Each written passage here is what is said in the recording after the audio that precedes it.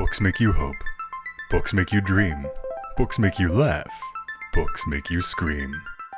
This is the Books That Make You show, discussing books with authors and experts, unraveling the inner pages of all the books that help make us who we are. Hosted by Desiree Duffy. It is time to gather around the radio, my bibliophile friends, here on mystar95.com. Welcome, everybody. My name is Desiree Duffy, and this is the Books That Make You show. Today, we're talking about books that make you prepare to shift from role to soul. What do I mean by that? Well, as we age, our perceptions about our self-worth can change. We might have some denial. We might be resistant. But what if I told you, especially with extended longevity, comes the opportunity for extended personal growth and spiritual development? Perhaps now you have this chance to become an elder and to leave behind past roles. Shift from work in the outer world to work within the soul and become authentically who you are. Connie Zweig, Ph.D., is the author of The Inner Work of Age, Shifting from Role to Soul. In it, she reveals how to use our inner work and uncover and explore the unconscious denial and resistance that can erupt around the key thresholds later in life. Attune to your soul's longing and emerge renewed as an elder filled with vitality and purpose. Hi, Connie. Welcome to the show. Desiree, thank you for having me. I'm excited to have you and to have this conversation. I would love for you to explain this in your own words because there's a lot going on here. I mean, you've started your career talking about the shadow, and I want to get into that. But can you explain what we're doing here with the inner work of age? Yes, of course. So, many people begin to feel disoriented in midlife and beyond, and begin to wonder what the stage of life is about. And there are a lot of unconscious fears and beliefs about it that are in the shadow. That's the name for the personal unconscious. And so they're outside of our awareness. And when this happened to me in my late 60s, I began to feel like I was kind of groping in the dark for what was next when I retired from a long clinical practice. I realized that there was no literature, there were no books about how the unconscious was affecting us in later life.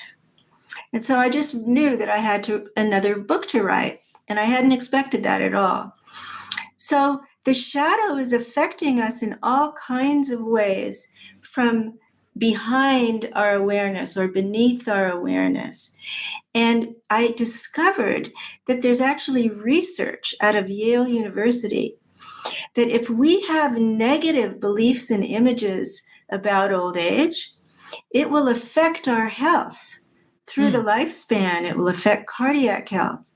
It will affect brain health and memory. It will affect our will to live. It will even affect our longevity. So the book is about how to become aware of your own concerns and fears, and also your own positive fantasies about this period of life, and begin to take advantage of the opportunities of this time so that those fears are no longer obstacles. Well, and it seems too that a lot of that negativity that we see and feel about old age comes from outside. There's societal factors. We think of people being, older and having medical problems. So is it a self-perpetuating type of a thing where if we feel that, oh, well, grandma got heart disease at 70, therefore I probably will too.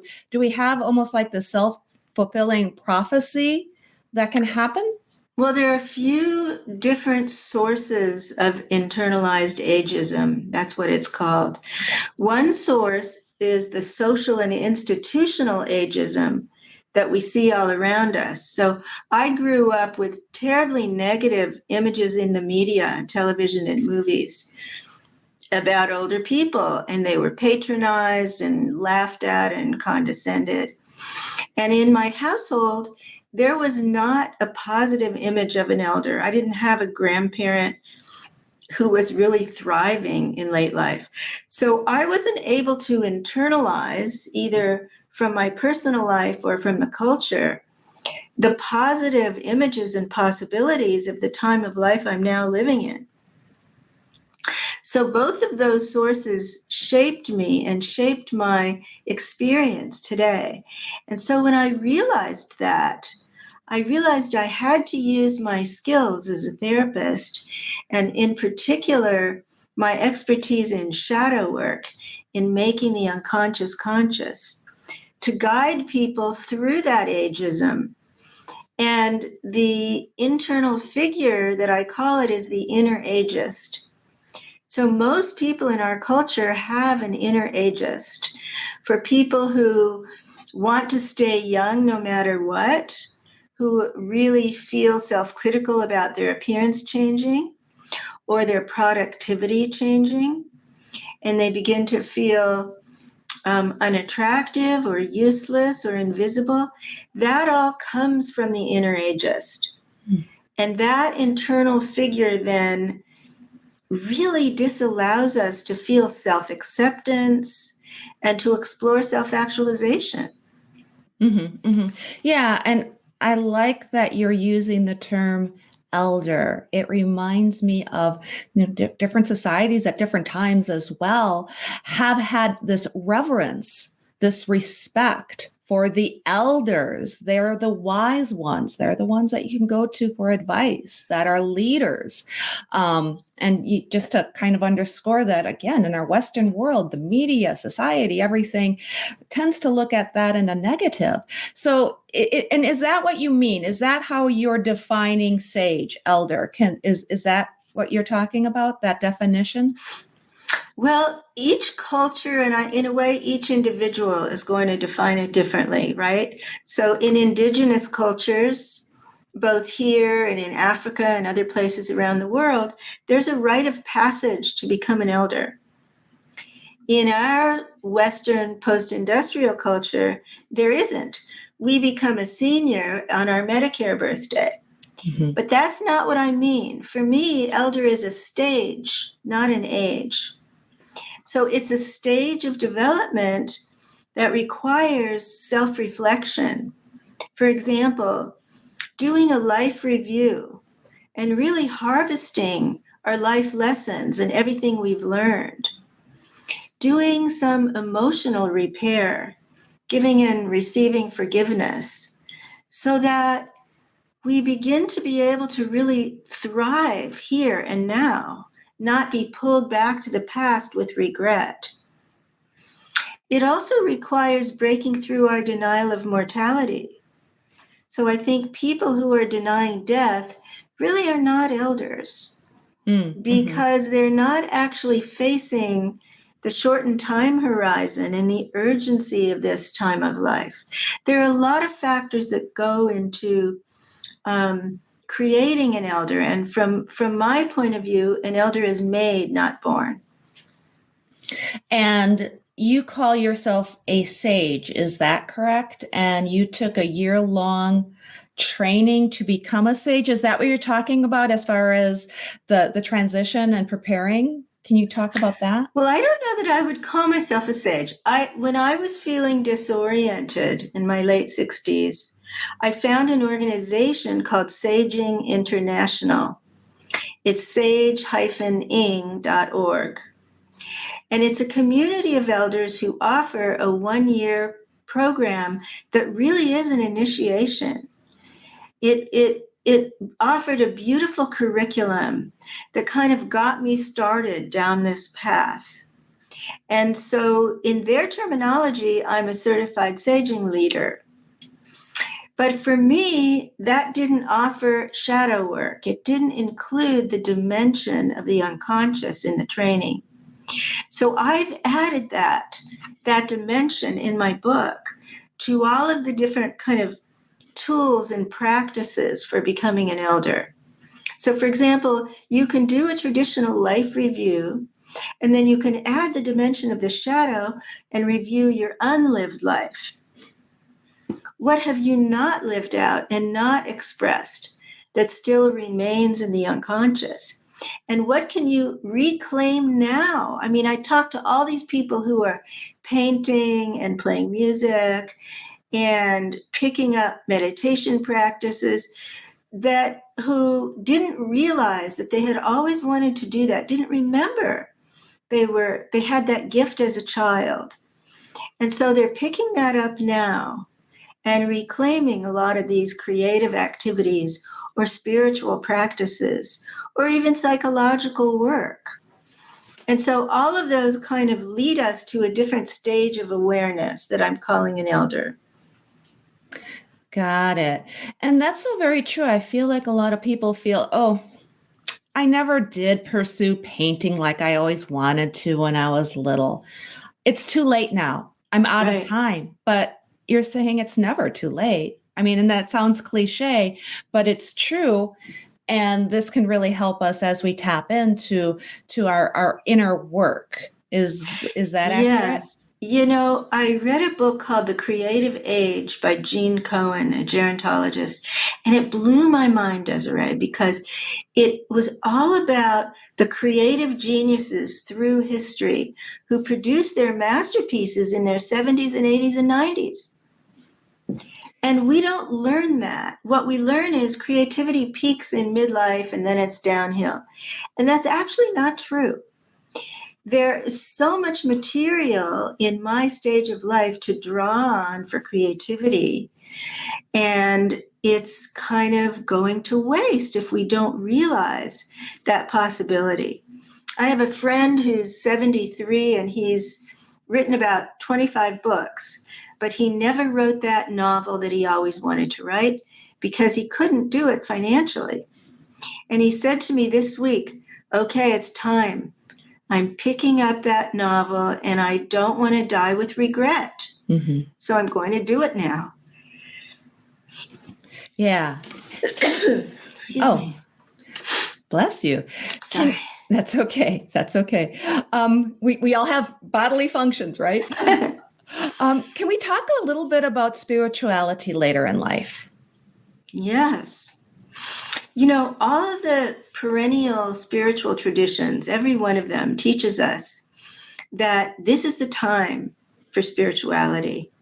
The monastic traditions teach it in an obvious way, but we can do our practices now in the household with the family. So whether it's prayer or contemplative prayer, or meditation practice, or chanting, or Zen, or TM, or mindfulness, whatever you're drawn to, whatever resonates with you, now is the time to pick that up. And let me tell you why. When you have a way to quiet your mind, you have a refuge. And there will be many hits coming at us in this stage of life.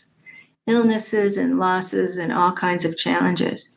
And when you have that refuge within, where you can really feel the silence and settle down and be soothed and be still, you have a different experience then when you come out of meditation and face the challenges. For me, I call it a life raft. And so I look forward every day to doing my meditation practice and letting go of all of the stress of the day and kind of starting the evening with my husband refreshed. So I think that, and for people who are deeply spiritually oriented and who have been doing practices for years or even for decades, there's also this opportunity to cultivate higher stages of awareness with meditation. Now we have the time to do that we didn't have when we were empire building, you know? So I urge people not what to do or what practice to choose, because that's not for me to say. but just to find what fits for you now and really pick it up and give it some practice. Mm-hmm. It's interesting too, because there is so much going on in the world of gerontology. You mentioned your gerontologist friend, and longevity is a big factor. There are some people who are predicting that there are people alive right now who are in their 60s that might perpetually live past 120 and even beyond that because of advances in science. So in a way, and I don't know if that's going to happen, but we do know that we are living longer. We have the capabilities of living longer. How does that impact what we're doing? Because it seems like that old notion that, we're retiring and you kind of think, maybe around 80 or so. Well, we could live much longer than that. How is that impacted? Well, there's an unprecedented stage of development now because of the new longevity. And so there are 8,000 days between childhood and college graduation, 8,000 days between graduation and retirement, and 8,000 days after retirement. It's a completely unprecedented stage of life. Will we live to 120? I don't know. What I do know is that the scientific breakthroughs now are on our side. There are some downsides to this. I think there's a way in which science is looking at aging as a disease and pathologizing it. And from my point of view, there's a natural process that happens. I was really interested to find research on meditation and telomeres. Telomeres are the part of the cell that reveal our aging process. And they're actually lengthened by regular meditation practice. Oh, interesting. Yeah. Yeah. So there are all kinds of ways now, and we know a lot about diet, and we know a lot about brain health. And so there are all kinds of ways now to extend our lives and remain healthy, to extend the health span alongside the lifespan. Because health is such a big determining factor for how much we can enjoy our long lives. Yeah, exactly. I mean, nobody wants to think of themselves as, not being able to enjoy life. If we're lying in bed and we're unable to really experience everything, then that's really not living. But that's not what we're talking about. As we can extend our longevity, we're also potentially extending our livelihood. Our livelihood. And the cool thing here is that if we're meditating and we're focusing on the positive, that's going to have an effect as well. All of these things work together. They do work together. So if we take what you're saying and we kind of open it up as a big framework, we can reframe aging from a slow decline, which has been the narrative that's generated so much fear, right, to a long life and perhaps a quicker death, because we're going to remain healthy for a longer time rather than go down the slide. Yeah. And that's a big reframe. That means that for that longer period of time at the end, what do we want to do with it? And who are we? So if we're not our roles, if I am no longer the therapist and the shadow expert, if I am no longer the CEO or the nurse or the salesperson or the mother, then who am I beyond those roles? And that essential spiritual question is what I kept hearing again and again. Who am I if I'm not the provider? And that's why I'm suggesting that with spiritual work, we can begin to turn our attention from that narrow identity of a role to an essential spiritual identity. And whatever we call that, you can call it the higher self or spirit or divine or God within or whatever. I'm using the term role to soul. I actually borrowed that term from the spiritual teacher Ram Dass because it's just so perfectly conveys what I want to say. Mm-hmm. So that question, who am I, can guide us in this time of life.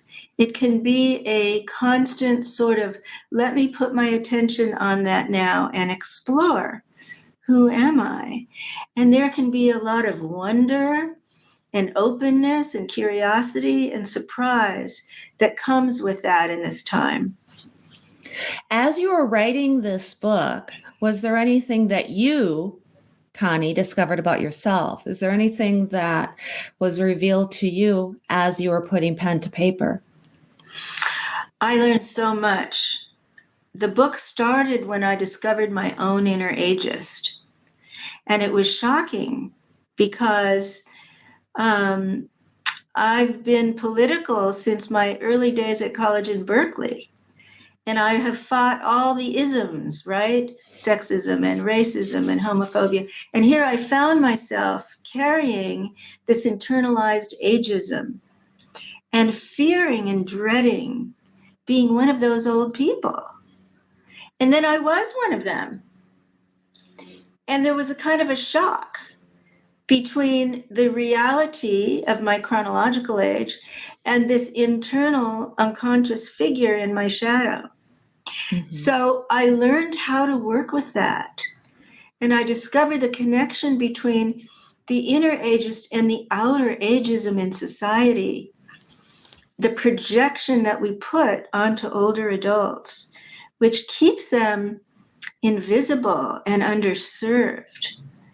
And so that was a profound insight for me about myself. And as I continued to work on this, I did my own life review, which I had never done before.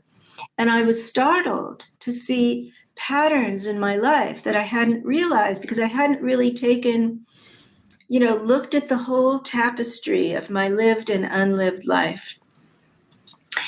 And I saw lots of patterns there, and I saw that things that I was kind of holding as traumas or betrayals actually opened doors. And those losses actually became gains to me because I saw where they led in the big picture of my life. Mm-hmm. And so I ended up really grateful for how my life unfolded. I don't feel like I'm fighting it anymore or regretting anything. I'm at peace with how my life unfolded. That's beautiful. Yeah, there was a lot of learning for me in this process. Can you talk about how your book is different from others that might be out there about conscious aging? Can you kind of set the stage for us there? So most books about aging are about social and medical and financial issues, right? Aging from the outside in. My book is Aging from the Inside Out. It's about the subjective inner world of growing old, and then more particularly the unconscious world of growing old. So I'm trying to help people uncover, like, let's say retirement. What do we project onto that word, retirement? Mm-hmm. Some people imagine uselessness and are terrified and can't stop as a result. Some people imagine leisure and freedom, and that their circumstances don't allow them to actually do that. Mm-hmm. And so what are we imagining about the term retirement that we can become conscious of and then do something about? So it's really about aging from the inside out. And also it's about spiritual practice. So for example, I explore illness and how we can do our inner work if we become sick or if we become caregivers. I haven't seen that anywhere else, really, Desiree. I haven't seen that in any other books. How we use age as our curriculum for expanding our awareness and continuing to grow. And you've written extensively on the shadow, and you've taught about this. And I know we talked about that early on. Let's go back. Do you want to talk about any of your other writings, any of your other books? Well, Meeting the Shadow is an anthology of authorities on the personal unconscious and how it erupts in our daily lives. It destroys relationships, it creates addictions. There are all kinds of ways that the unconscious intrudes on our conscious intentions, and we feel out of control. Romancing the Shadow, I authored with a colleague in order to teach the method of shadow work that we developed for how to do that, for how to work with those parts of ourselves that feel out of control and even out of awareness. Like, why am I doing that? Why am I choosing the same wrong person over and over again? Or why am I being critical to my husband over and over again? Or why am I eating too much cake again? Those are all issues that we're unaware of or unconscious of. And so the book is about how to get to the source of that and how to work with it. And Meeting the Shadow of Spirituality is about how the shadow erupts in our spiritual lives with teachers. I wrote it during the Catholic clergy sexual abuse scandal. How does the shadow show up in our religious and spiritual worlds, and how it breaks our heart that way, and how to work with that. So the new one just extends the work with the shadow into midlife and beyond. Fascinating. And where do you see yourself going next? Are there more books on the horizon? What are you working on in the future, Connie?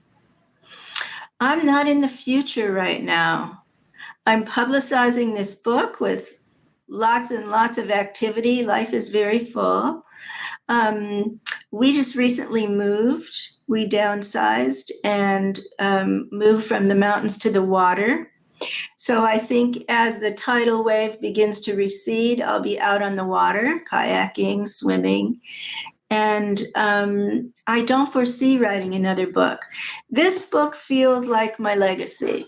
Mm-hmm. This is my legacy. This is the legacy of my time here, my brief visit on planet Earth, and my 72 years of life experience. Beautiful, beautiful. Connie, where can people go to find out more about you online, to find your book, or can they follow you on social media? Give us your details. Well, the book is everywhere you buy books. It's on Amazon, Barnes & Noble, Indie Books. It's in local independent bookstores. If you'd like to do some workshops with me, I'm teaching a lot of online workshops for the rest of the year.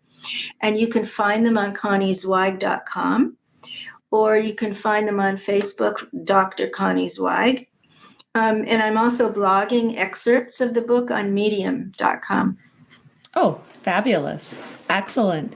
Connie, thank you so much for being here today. I enjoyed our conversation so much. I appreciate you. Thank you. Thank you, Desiree. Appreciate you. You bet. You bet. Go ahead. Hold up that book again so everybody can see the cover so they know what to look for. And thank you, everybody, for being here today on the Books That Make You show. You can find out more about us on our website. That's booksthatmakeyou.com. You can follow us on Facebook, Instagram, and, of course, on YouTube. Please do ring the bell and make sure that you're subscribed so that you can always be informed when we have great guests, great authors like Connie on the show. Until next time, all of my book buddies, please enjoy all of the books that make you exactly who you are. The executive producer for Books That Make You is Desiree Duffy. Produced and sound mastered by Phil Giangrande. Engineering by Dave Nabox. Social media and promotion by Bree Sweeter. For more, visit booksthatmakeyou.com.